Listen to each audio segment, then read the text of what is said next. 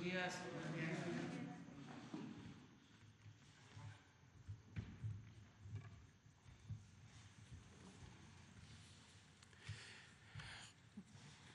Este día, 15 de mayo, Día del Maestro,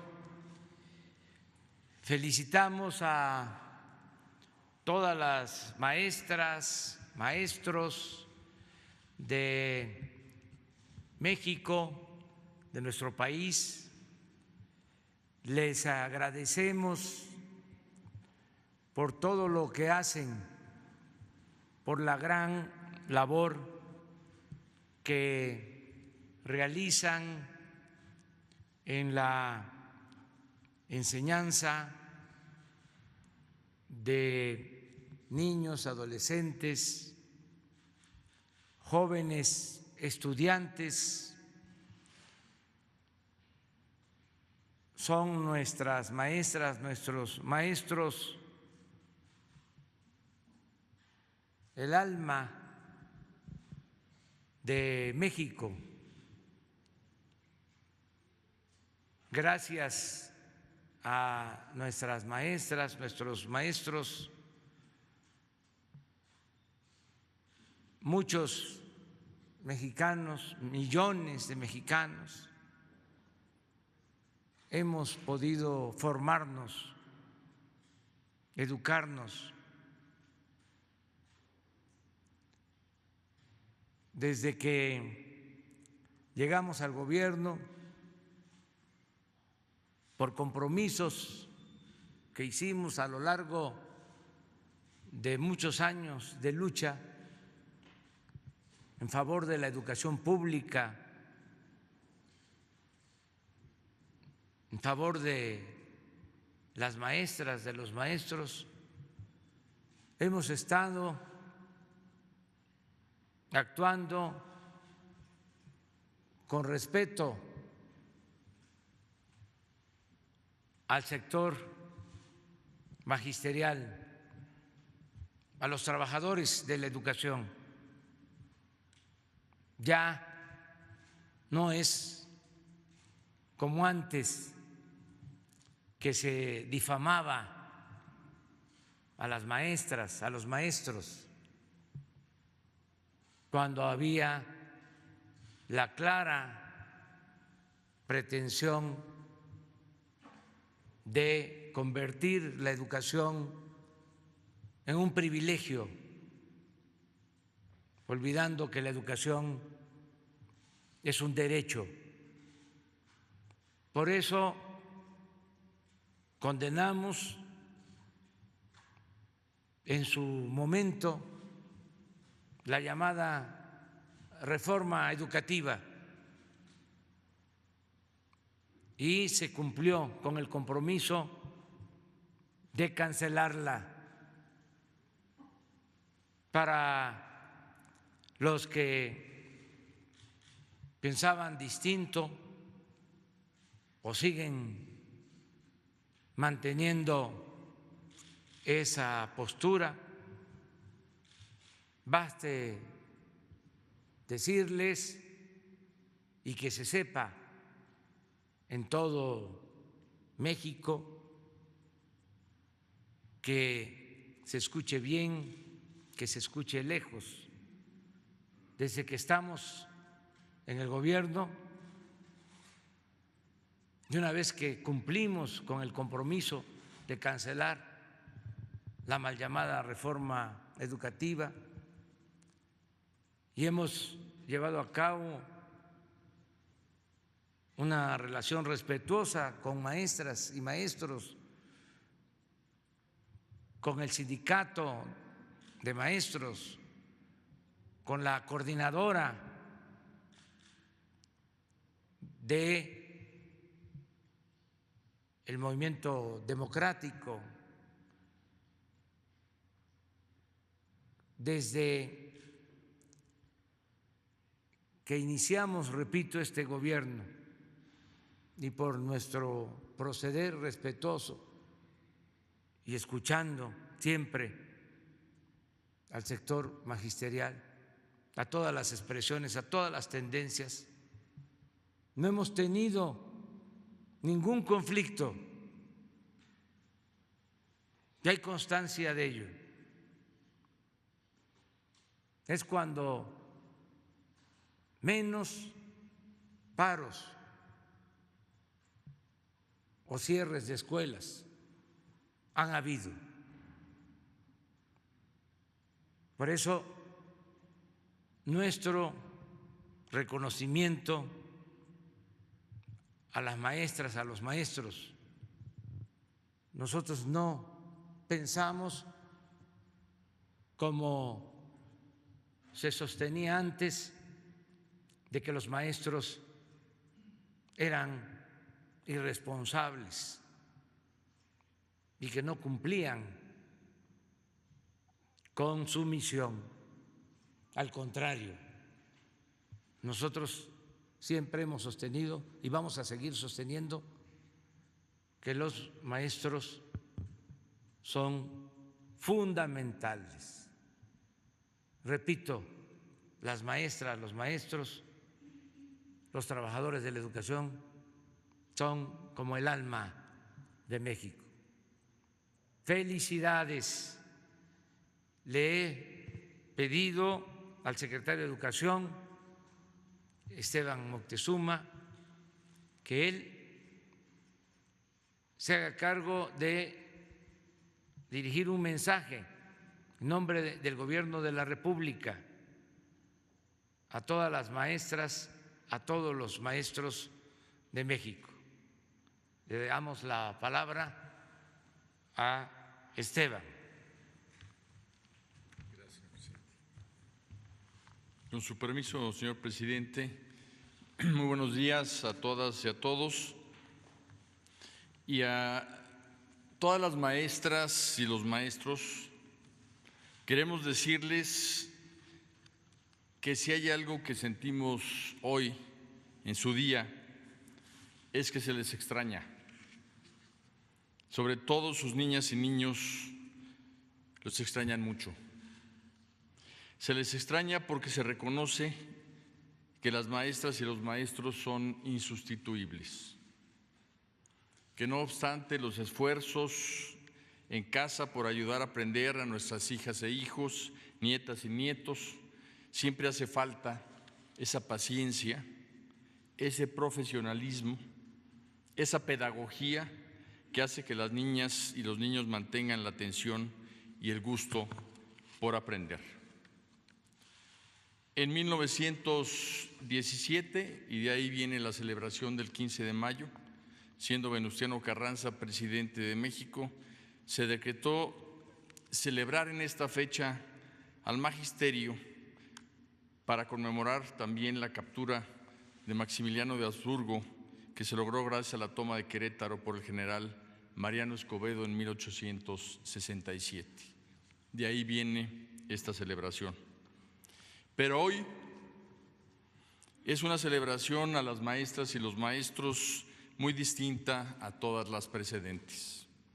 Este 15 de mayo de 2020 será recordado como un momento de unidad nacional para la continuidad del aprendizaje de nuestras niñas, niños y jóvenes en medio de una lucha contra un enemigo común a toda la humanidad.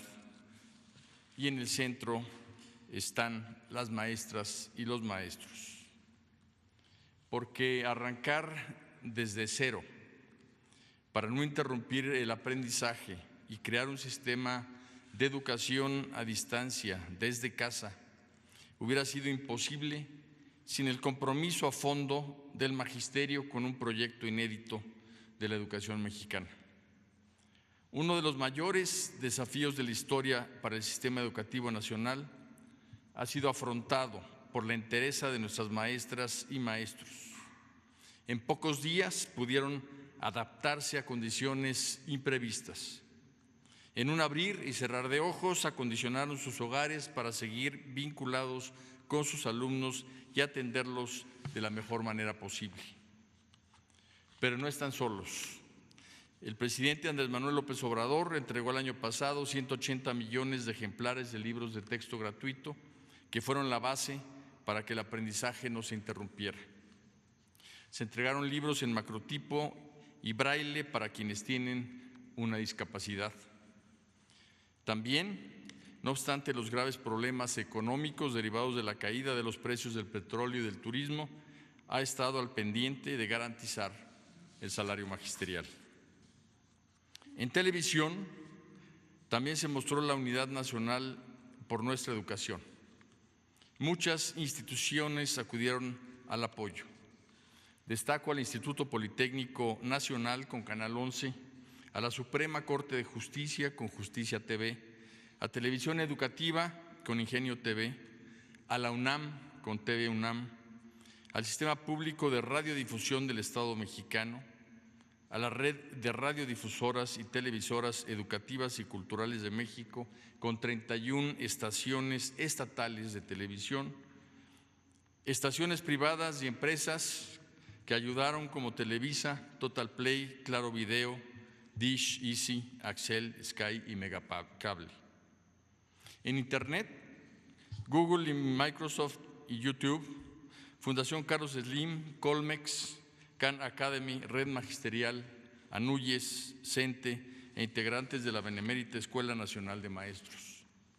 En la radio participan 18 estaciones en 15 idiomas indígenas distintos. Y todas estas instituciones y empresas públicas y privadas salieron a brindarles, en todos los casos de manera gratuita, herramientas a las maestras y los maestros, logrando una red de unidad nacional de apoyo a niñas, niños, adolescentes y jóvenes y madres y padres de familia sin precedente. La UNESCO ha hecho un reconocimiento a México y su gobierno, señor presidente, y ha puesto como ejemplo su esfuerzo. La principal razón del reconocimiento a Aprende en Casa son las maestras y los maestros, que en un 80% continúan comunicándose con sus alumnos. No se ha roto el vínculo, niñas, niños, jóvenes y maestras y maestros. La escuela mexicana sigue viva y vibrante. La nueva escuela mexicana tendrá que beneficiarse de dos cosas. Primero, de una nueva relación que se ha consolidado entre el magisterio y las madres y padres de familia a través del entendimiento mutuo. Se ha revalorado al magisterio por toda la sociedad mexicana. Y segundo, aprovechar el impulso que la realidad dio a las tecnologías de la comunicación como herramientas para facilitar los fines educativos. Tan solo en los cursos de capacitación al magisterio participaron 800,000 maestras y maestros, demostrando su afán de prepararse y actualizarse siempre. Hace 2 días usted, señor presidente, presentó el plan para lograr una nueva normalidad. ¿Por qué nueva? Porque el mundo en que vivimos ya no es el mismo que hace unos meses y a nivel mundial, tanto como a nivel nacional, no debe ni podrá ser igual. A los alumnos se les solicitó una carpeta de experiencias, no una carpeta de evidencias, sino de experiencias para su llegada al regreso a clases. Y este va a ser un ejercicio de compartir, más que de calificar. Todos vamos a aprender mucho de esas carpetas. Pero me pregunto, ¿cuál es nuestra carpeta de experiencias? ¿A dónde debemos encaminarnos en el sector educativo? 1, la nueva escuela mexicana deberá trabajar para fortalecer nuestros valores morales, culturales y espirituales. 2, reconozcamos a la familia como la mejor institución de seguridad social y desarrollo humano. 3, reconciliémonos con el medio ambiente. 4, no podemos aislarnos del mundo para cuidar de nuestra salud, pero sí fortalecer nuestro sistema inmune. Y eso se logra con una cultura de educación para la salud, mejor nutrición y más educación física y deporte. 5, demos valor al conocimiento académico igual que al desarrollo socioemocional, al progreso material, pero para el bienestar humano. Y sexto, armonicemos los saberes de la vida con la vida de la escuela. Armonicemos los saberes de los distintos Méxicos. Ahí está la riqueza humana a la que se refiere continuamente nuestro presidente. Amigas y amigos, a este 15 de mayo, ustedes, maestras y maestros, han dado una dimensión histórica. La educación ha sido el relato de su lucha por el alfabeto, por el civismo, por los números, pero también por los derechos y la justicia. En toda transformación en México ha estado presente el magisterio.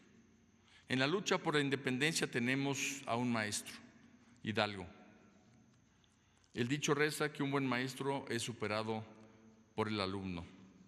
Hidalgo, ni más ni menos, fue maestro de Morelos. En la Reforma, Ignacio Ramírez, el nigromante, luchó por una educación laica, ideal del pensamiento juarista. En la Revolución Mexicana, Felipe Carrillo Puerto, educador, defendió los derechos indígenas y de la mujer. La gran Elvia Carrillo Puerto fue maestra, luchadora desde las ligas feministas en pro de la alfabetización. Y posteriormente, ¿cómo olvidar a Otón Salazar? Sabemos que el magisterio, con el compromiso mostrado históricamente, contribuirá con determinación en la Cuarta Transformación a construir un país armónico, productivo, humanista y sustentable. La educación, como hemos visto, ha sido apoyada por su gobierno y por la sociedad entera, pero más aún, con su trabajo dedicado, diario y silencioso, ustedes, maestras y maestros, han apoyado a México y han demostrado en los hechos que en tiempos de incertidumbre ustedes son certeza. Muchas gracias.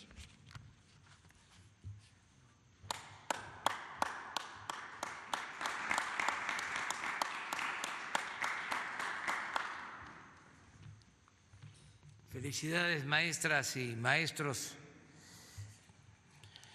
Vamos a abrir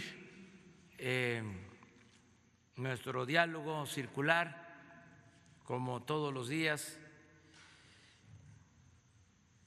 Vamos ahora sí, a guiarnos por la lista.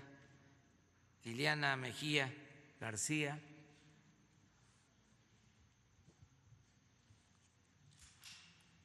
Presidente, buenos días. Me gustaría que le diera un mensaje a estas personas que pues todavía están difundiendo información digamos un poco errónea sobre el COVID-19. ¿A qué me refiero? Porque se está convocando a una fiesta este fin de semana en una alcaldía en Álvaro Obregón para lo que están llamando esta inmunidad de rebaños, y además de este tipo de cosas que pues generan miedo y a lo mejor desinformación en esta plena pandemia. ¿Qué mensaje les podría dar? Y bueno, pues también aprovechando que está el secretario de Educación, ¿qué es lo que va a pasar con el examen único? Porque pues prácticamente se quedó a mitad del proceso. Si se va a recorrer la fecha para la aplicación del examen, ¿cómo sería la nueva modalidad? Gracias. Bueno, hay muchas convocatorias en redes sociales, también por otros medios.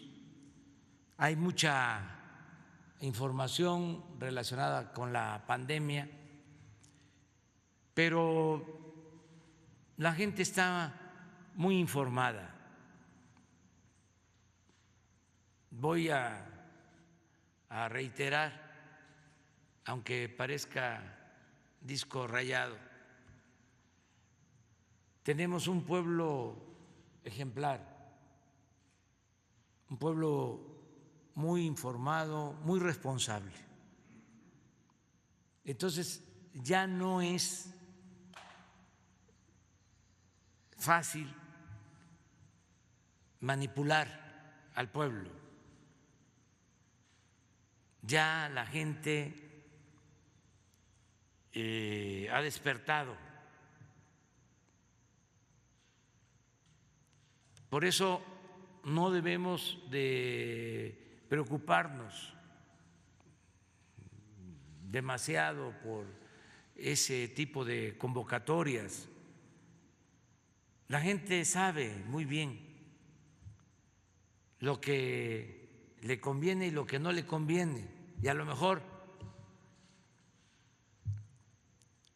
no tiene tanta precisión, y hablo de todo el pueblo, sobre lo que quiere, pero sabe exactamente lo que no quiere. Por eso, tengamos confianza, no pasa nada.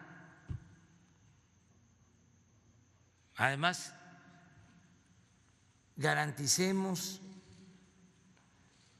ante cualquier circunstancia las libertades.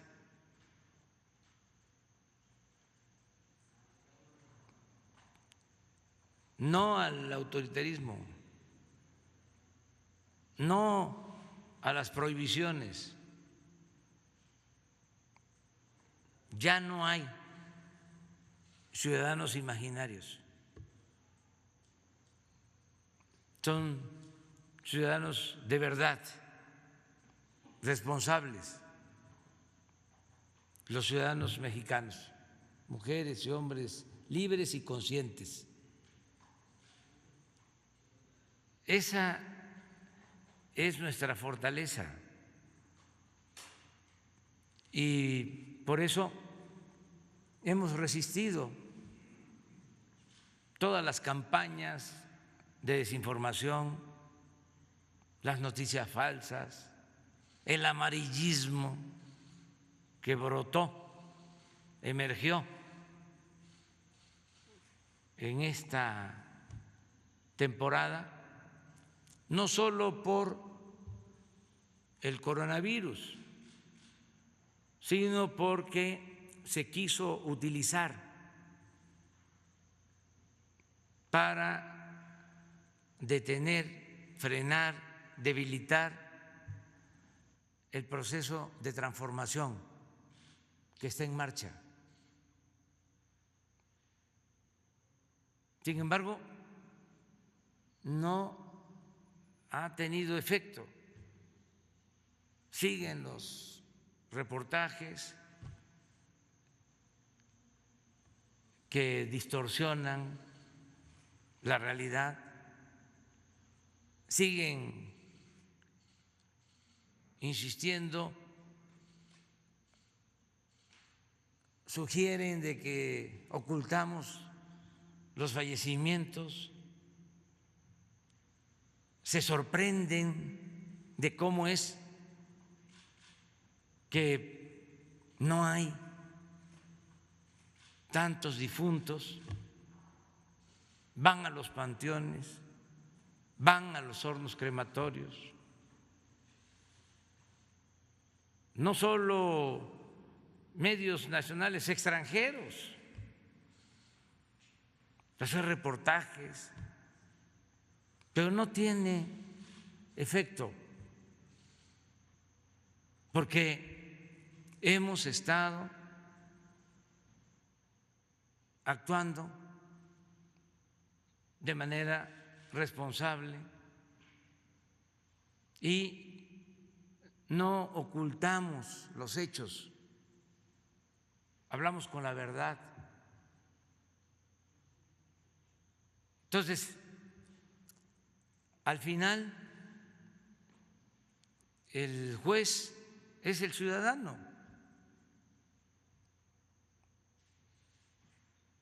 Son los mexicanos los que están ejerciendo sus derechos y están demostrando que son mujeres, son hombres con criterio. Va a pasar, porque no solo lo deseamos, sino todo indica de que estamos, sobre todo aquí en el Valle de México y en otros sitios del país, ya en el pico, en lo alto de los afectados por la pandemia, y ya vamos a iniciar el descenso. Entonces ya también se va a terminar la temporada de zopilotes. Claro, va a iniciar otra,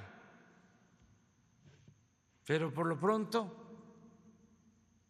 ya se demostró no solo que es un pueblo, el mexicano, ejemplar, que se sabe cuidar, que sabe actuar de manera responsable, sino también se vuelve a demostrar que el pueblo de México no es susceptible de manipulaciones.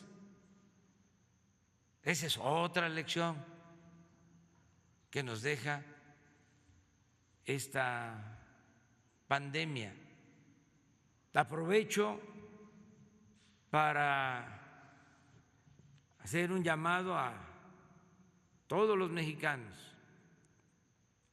Es cierto que estamos ya a punto de empezar a tener menos casos, sobre todo en Quintana Roo, Tabasco, el Valle de México, Sinaloa, Baja California, también en algunos otros estados, pero en estos días tenemos que cuidarnos más, no relajar la disciplina, no confiarnos.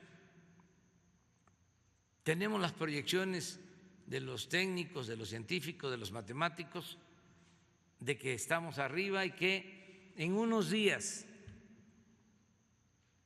según las proyecciones, cuando mucho, a mediados de la semana próxima,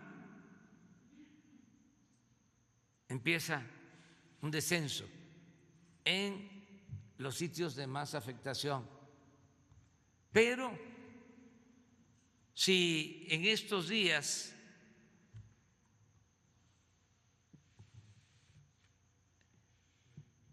volvemos a la movilidad de antes o empezamos a relajar la disciplina, pues puede fallar el pronóstico, porque la proyección está hecha a partir de la poca movilidad que se ha mantenido tanto en la Ciudad de México como en el resto del país. Entonces, ya falta poco, que nos ayuden. Ya han pasado muchos días y ya se está viendo la luz al final del túnel para regresar a la nueva normalidad. Esta es la respuesta. Y Esteban.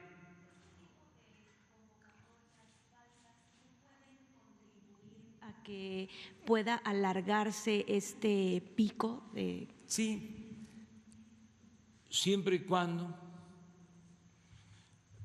tuvieran éxito, pero no creo que la gente acuda a esa convocatoria. Y además tendrían que ser muchas, porque una golondrina no hace verano. Entonces, por eso, tener confianza, desde luego, hacer el llamado para que nos portemos bien. Esos que están convocando, que recapaciten, también como los que están distorsionando la información, los que están manipulando. Ya lo he dicho en otras ocasiones, lo repito, está bien que tengan problemas con nosotros, eso es normal, pues son posturas distintas. Nosotros estamos llevando a cabo una transformación y desde luego hay quienes se sienten afectados en sus intereses y por eso su molestia y por eso su reacción. De ahí viene, repito, lo de reaccionarios. De ahí viene esa frase memorable de Juárez, del triunfo de la reacción, decía. Es moralmente imposible. Bueno, tenemos esas diferencias, pero se trata de la salud del pueblo, del dolor del pueblo, del sufrimiento del pueblo. ¿Cómo mostrar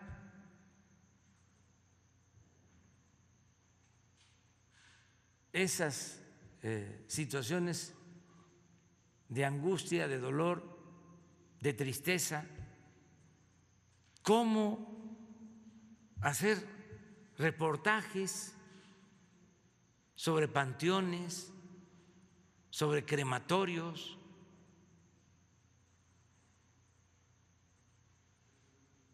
Y esto no solo es en México, es mundial.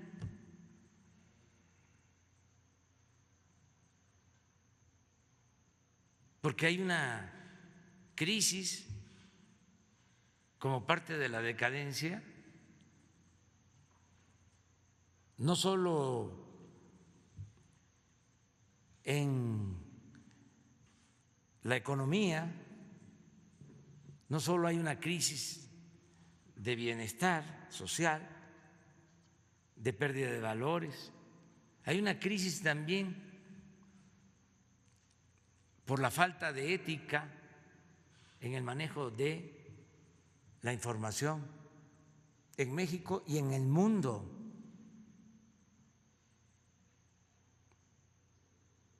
Los periódicos más famosos del mundo mienten, calumnian. El New York Times, el Washington Post, el Financial Times, El País, muy famosos, pero sin ética. Por eso también ellos tienen que hacer una autocrítica, una revisión para el regreso a la nueva normalidad. Por eso se habla de nueva normalidad, porque ya no es regresar a lo mismo, ni en lo económico, ni en lo social, ni en lo cultural, ni en lo que tiene que ver con la comunicación. Todos tenemos que aprender las lecciones que nos está dejando la pandemia. Y todos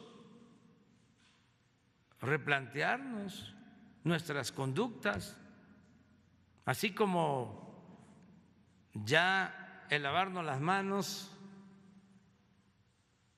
va a quedar como algo indispensable, así también va a tomarse muy en cuenta y se está internalizando el que cuidemos nuestra alimentación, el que hagamos ejercicio.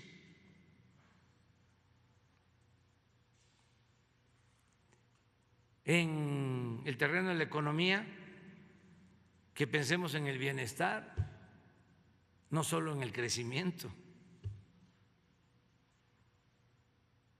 Y en el caso de la comunicación, que seamos objetivos, profesionales, que se hable con la verdad, que no se mienta, que se esté cerca de los ciudadanos, que se ponga en el centro al ciudadano, no a los grupos de intereses creados, no al poder económico, no al poder político, a la gente. Y otra cosa muy importante, no faltarle respeto a la gente, no ofender el sentido común de nuestro pueblo.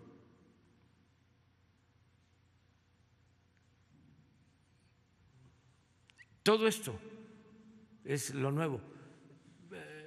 Por eso, manteniendo las libertades, podemos llevar a cabo los cambios. Esa es otra enseñanza, el no al autoritarismo, no a querer resolver las cosas con el uso de la fuerza, con la censura, con las prohibiciones. Todo esto tiene su parte buena. Desde luego, mucho dolor, mucho sufrimiento, pérdida de vidas humanas, nuestros pésames a tanta y tanta gente, conocidos.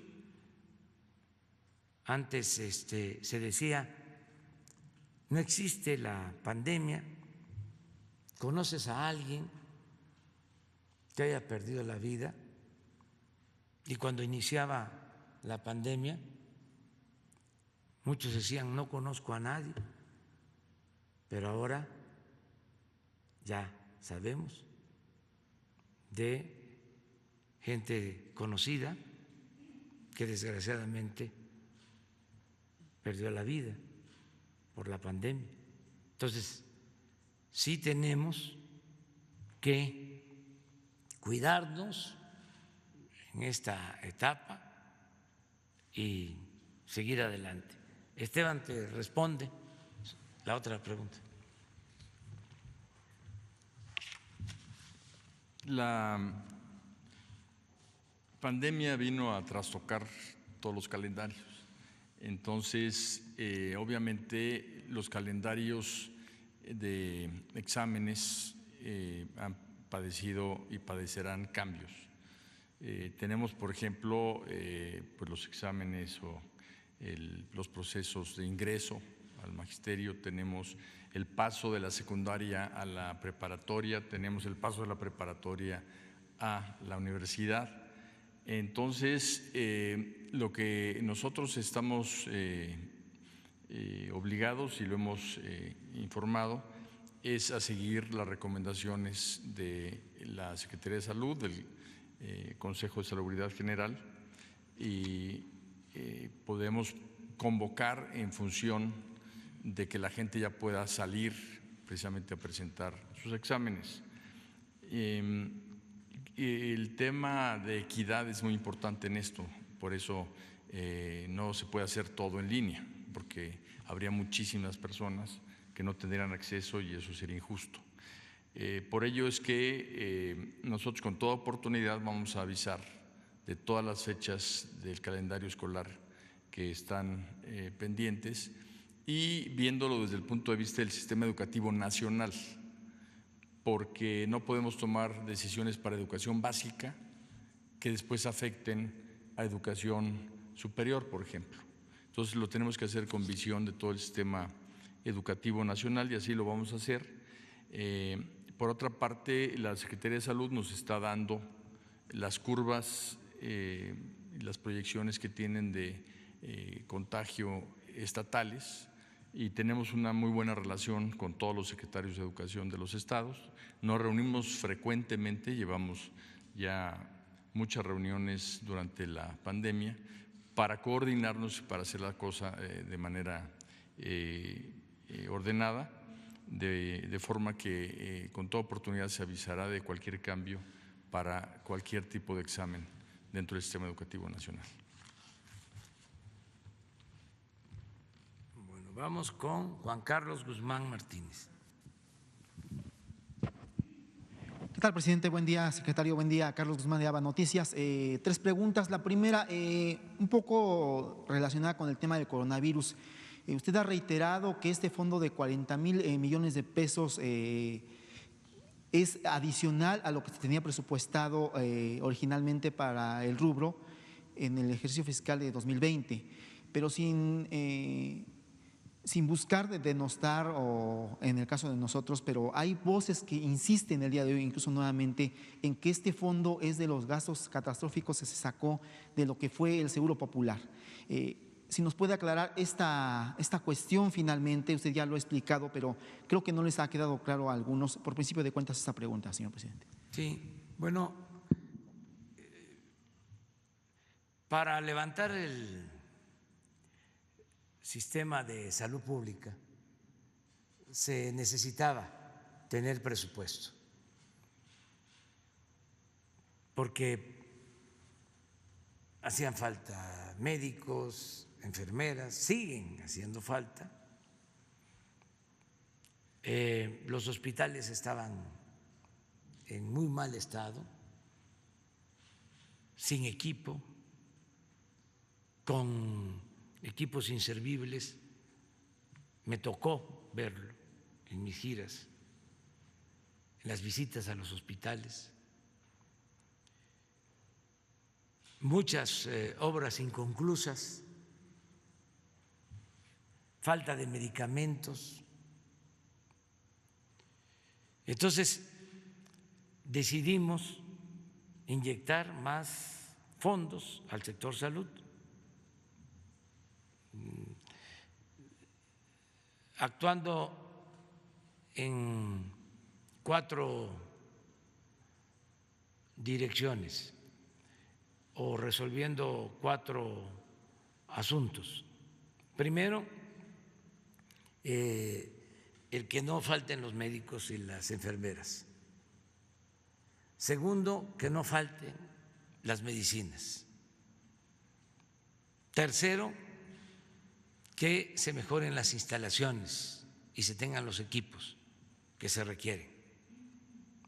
Esto incluye desde los equipos para radiografía hasta ambulancias. Hay hospitales en donde tienen apenas una ambulancia y se pasa la mayor parte del tiempo la ambulancia en el taller. Entonces, para traslados de enfermos no se tiene ambulancias suficientes. Y así muchas otras necesidades. Todo esto no me lo informaron, no me lo platicaron, lo vi, porque hice una gira por 80 hospitales del programa IMSS Bienestar, que son los hospitales que atienden a la población más pobre de México. Están ubicados en las zonas más marginadas. Entonces, se decidió, bueno, el otro tema, el cuarto, fue el compromiso de regularizar la situación laboral de los trabajadores de la salud, porque habían más de 80,000 trabajadores contratados de manera eventual, muchos ya con años de antigüedad. Entonces hicimos el compromiso de atender estos 4 asuntos y empezamos. Se creó el INSABI porque en vez de el llamado Seguro Popular decidimos garantizar el derecho a todos a la salud, es decir, atención médica, medicamentos gratuitos. Se hizo una reforma a la Constitución en ese propósito de que se cumpla el compromiso de garantizar el derecho a la salud, la gratuidad en la salud. Y al mismo tiempo se amplió el presupuesto. Además del presupuesto normal, en efecto se utilizaron 40,000 millones adicionales de un fondo que existía, que era para cuestiones catastróficas. Entonces, con toda la justificación, se utilizaron esos 40,000 millones, se pusieron a disposición del sector salud, esos 40,000 millones. Todo esto antes del COVID. De modo que cuando aparece la pandemia, ya nosotros ya habíamos iniciado todo el plan para fortalecer el sector salud. Ya estaba la reforma constitucional, ya estaba el INSABI, ya estaba el nuevo presupuesto, ya estaba el programa para mejorar la atención médica y los servicios de salud en general. Con la llegada de la pandemia, lo que hicimos fue acelerar todo el plan. Y, por ejemplo, como 15 o 20 hospitales que estaban a punto de terminarse, que habían quedado inconclusos en obra física o estaban terminados pero no tenían equipos o no tenían personal, 15 o 20 hospitales se les entregaron a la Secretaría de la Defensa para que los rehabilitara, los equipara, se consiguiera el personal y entraran de inmediato a dar servicio. De 15 a 20 les pedí tanto al secretario de Marina, el almirante Ojeda, que me presentara un plan de emergencia, el plan Marina, y hice lo mismo con el general Luis Crescencio Sandoval, secretario de la Defensa, para prepararnos y aplicar el plan DN3 en esta materia que se está aplicando por primera vez. Y les dije, necesito un presupuesto de lo que se requiere. Y me presentaron el presupuesto. Y les informo a todos los mexicanos que yo creo que es el presupuesto que se autoriza con disponibilidad de recursos en menos tiempo en la historia del gobierno, porque me lo presentaron en la mañana y llamé al secretario de Hacienda y le dije, ponga a disposición de la Secretaría de Marina y de la Secretaría de la Defensa estos fondos, pero quiero que sea hoy mismo. Y no fue así, fue hasta el día siguiente que recibieron los fondos, pero eso nunca, estoy seguro, había sucedido. ¿Y cuántos fondos fueron o de qué estoy hablando en cuanto a recursos económicos? Más de 5,000 millones de pesos para reforzar a las dos secretarías en lo relacionado con la salud. ¿De dónde salió el dinero? Del fondo de los 40,000 millones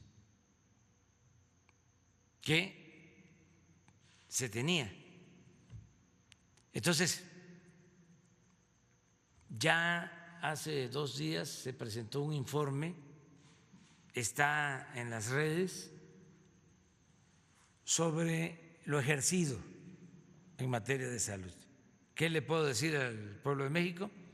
Que ya tenemos las camas, los ventiladores, los especialistas. Se han contratado en los últimos tiempos para enfrentar la pandemia más de 40,000 trabajadores de la salud, enfermeras, médicos. Entonces, esos hospitales rehabilitados, nuevos que se equiparon, todo ese personal pasando la pandemia, pues es infraestructura de salud para atender al pueblo. Entonces ha sido muy importante el que se haya fortalecido toda la infraestructura de salud. Le informo a la gente que tenemos camas disponibles en general, tanto en camas de hospitalización, tenemos disponible el 50% para COVID, 50%. Tenemos disponibles como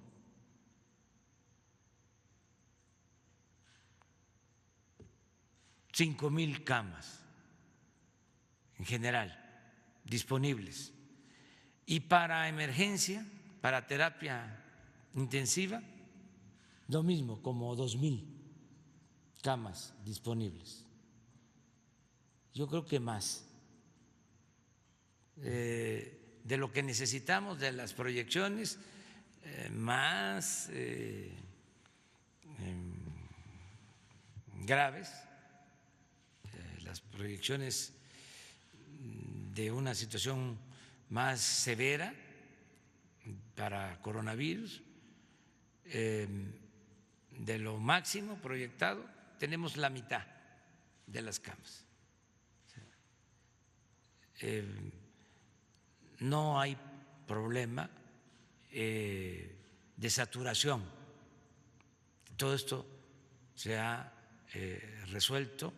Los ventiladores, estamos ya entregando más equipo a médicos, enfermeras.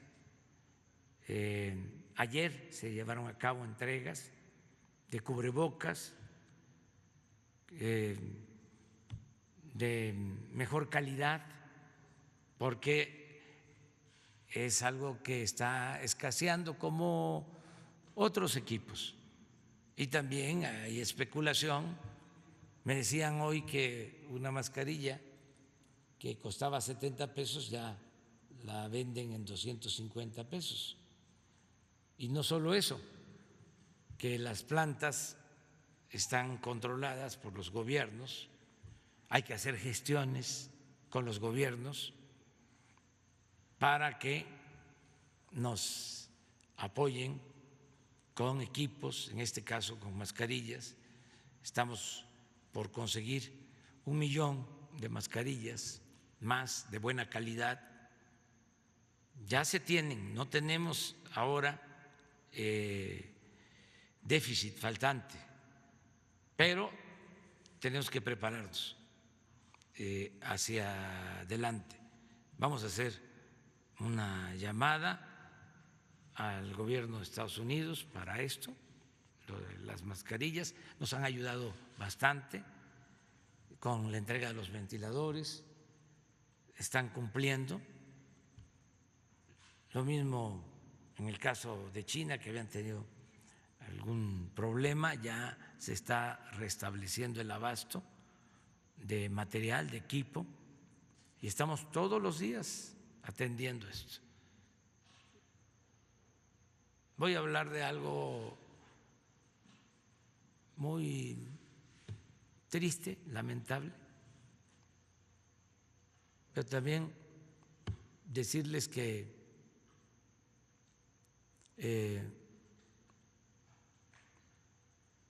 hay capacidad para darle cristiana o humana sepultura o nuestro adiós o hasta pronto a quienes pierden la vida.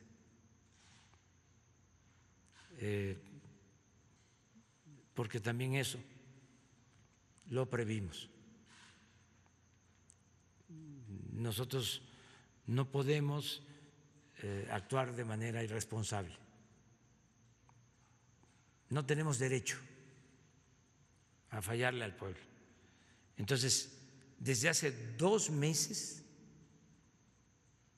se formó una comisión con este propósito y tenemos reporte diario de lo que pasa en cementerios y en otros sitios. Entonces, decirle a los familiares de los enfermos, primero que deseamos que se recuperen, y que estamos buscando que esos trámites tan dolorosos sean en el menor tiempo posible. Tenemos un promedio de tiempo definido y constantemente estamos atendiendo este asunto. Por eso, cuando salen reportajes alarmistas, pues tenemos nuestra conciencia tranquila, que es lo mejor de todo, porque si no fuese así, no podríamos dormir, no podríamos descansar.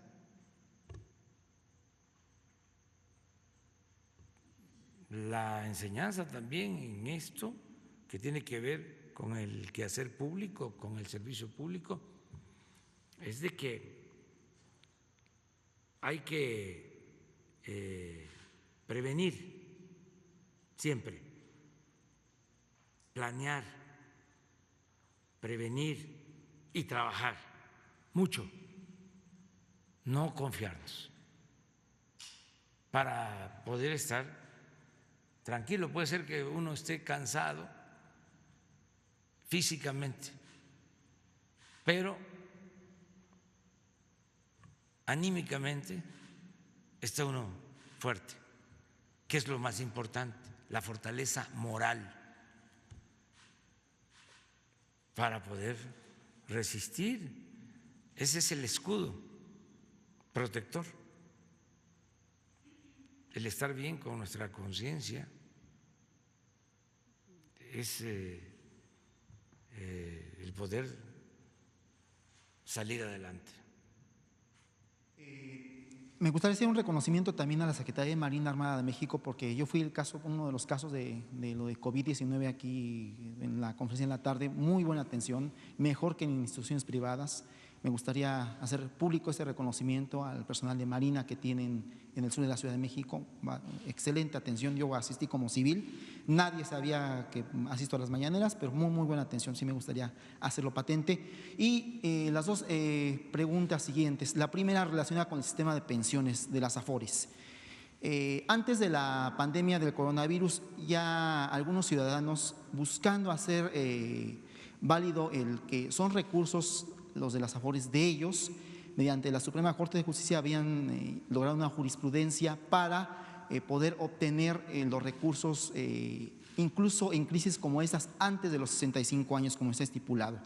En este caso se están dando, desgraciadamente por la cuestión de falta de empleo, falta de recursos, muchísimas asociaciones de abogados están aprovechando esto para sacar los recursos completos de los que tenemos trabajo antes de los 65 años, pero cobrando intereses de 35, 40 del monto total. Habrá la opción de que, aprovechando que se aprobó el estado de bienestar en el Congreso de la Unión, de que usted ya publicó en el Diario Oficial, de que se pudiera hacer una excepción para que las personas, en dado caso de que lo decidan así, puedan optar antes de los 65 años de los recursos totales de su Afore. Y la tercera, en cuanto a la Escuela es Nuestra, bueno, al programa Escuela es Nuestra, que aquí en la Ciudad de México se aplica de forma similar, ¿cuándo se va a hacer la homogenización de planes? Ya que en el caso de la gestión que tiene la jefa de gobierno, Claudia Sheinbaum, únicamente el máximo de recursos son 150,000 pesos. Usted a nivel federal tiene que… es hasta 500,000 pesos. Eso pues está mermando a las escuelas de la Ciudad de México. Aprovechando que tenemos aquí al secretario de Educación, si puede aclarar esta parte, cuándo se podrá hacer. Y para el secretario de Educación, hay mucha intromisión de los maestros en este tema. En el caso de la Ciudad de México, el estipulado por la Secretaría de Educación, Ciencia y Tecnología, se menciona de que los padres son los únicos facultados para manejar estos recursos, pero se ha dado el caso, digo, yo soy padre de familia de una secundaria de 2 chiquitas, se ha dado el caso en la escuela donde estoy, en algunas otras, de que los directores buscan manejar el recurso e incluso se quedan con parte del recurso. Gracias. Sí, pues vamos a ver lo de las AFORES. Vamos a ver en lo inmediato qué podemos hacer y tenemos el compromiso de hacer una revisión de fondo, pasando lo de la pandemia. Ya hice ese compromiso de hacer un análisis de todo el manejo de las pensiones, desde luego garantizarlas, pero también buscar la forma de que se pueda reponer la mengua, la merma, la disminución que ha significado el cambio que se llevó a cabo hace algunos años, el cambio a la ley, lo que dio origen a las AFORES. Entonces, eso lo vamos a revisar, buscando la conciliación con todos los actores, pero sí tenemos que resolverlo porque si se deja como está, van a concluir su etapa laboral trabajadores y van a recibir menos de salario mínimo, muchos, con el tiempo. Esto va a empezar a darse a finales del sexenio nuestro, si el pueblo dispone que yo termine. Esto va a empezar a presentarse como problema en el 2024, pero hacia adelante se va a agravar. Entonces, yo quiero, aunque no nos afecte a nosotros tanto, yo quiero dejar resuelto hacia el futuro este asunto, garantizarle mejores pensiones a los trabajadores. Es un tema complejo, pero vamos a analizarlo y a estudiarlo y a buscarle una solución. Acerca de la escuela es nuestra, todavía no llega el programa federal a la Ciudad de México. La iniciativa de la jefa de gobierno es muy buena. Ella se nos adelantó, pero los recursos de un gobierno local siempre son más limitados. Por eso empezó con 150,000 pesos.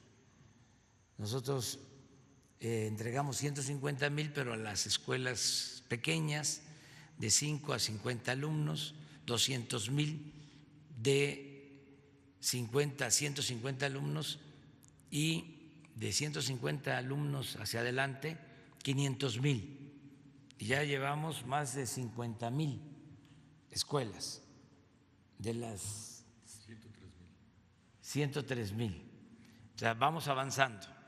Se están liberando cada vez más fondos para este programa, que consiste en entregar de manera directa a cada sociedad de padres de familia estos fondos para el mantenimiento de las escuelas. Es un gran programa porque se entregan los recursos de la tesorería de la Federación hasta la escuela. Es gobernar con el pueblo. Y así, en otros casos, que gobernemos todos. ¿Por qué vamos nosotros a estar administrando siempre el dinero del pueblo? O en todos los casos. Puede ser que si se trata de una obra grande, el aeropuerto, ¿sí?, una autopista, pues entonces sí, licitaciones o asignaciones directas de acuerdo a la circunstancia y empresas.